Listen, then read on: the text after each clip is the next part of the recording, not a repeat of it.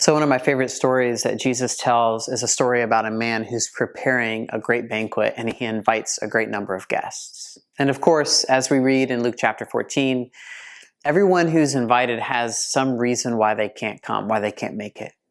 And there's a great party and people are just too busy to show up. And the point of the story that Jesus is telling, of course, is that the kingdom of God is coming, and God's own people, the sons and the daughters of Abraham, the Israelites, are just too busy with other things. They're sort of caught up in other stories to notice that the feast that is being set before them is in fact Jesus himself bringing the kingdom. But the other part of the story that's equally important, and it's the part of the story that God has been telling really since the very beginning, is a story about the invitation to the banquet being extended to everybody.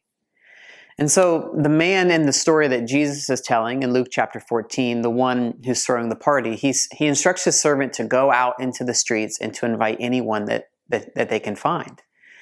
And so we get this image that if you really stop to picture it and you think about it, it's an image of generosity and welcome and hospitality that demonstrates that God's table is completely open. And the feast is not just for a particular group of people. His invitation is for everybody. So this is a picture of God's love for the world, and it's a picture of what love looks like.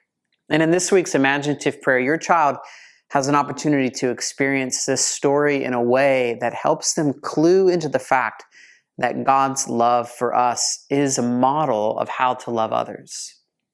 So this week's Imaginative prayer creates an experience for your child of extending the welcome and the invitation to those who may often feel left out. And so imagine if you were the steward at a large banquet and you were tasked with finding people on the margins who've probably never experienced a banquet like this.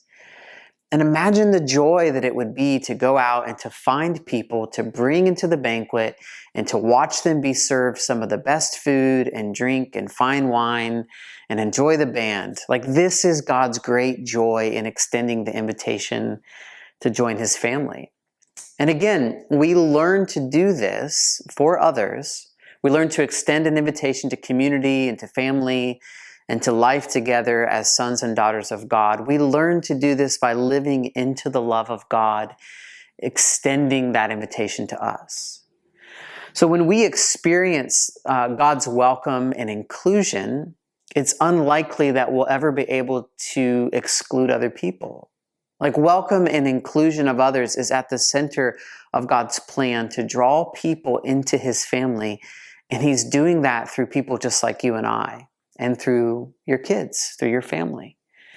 And so this week's Imaginative prayer really centers around God's extension of welcome for those who tend to be left out. So enjoy this week of prayer with your kids. I'll catch you on the other side of the Imaginative prayer with some things to think about this week. Blessings to you.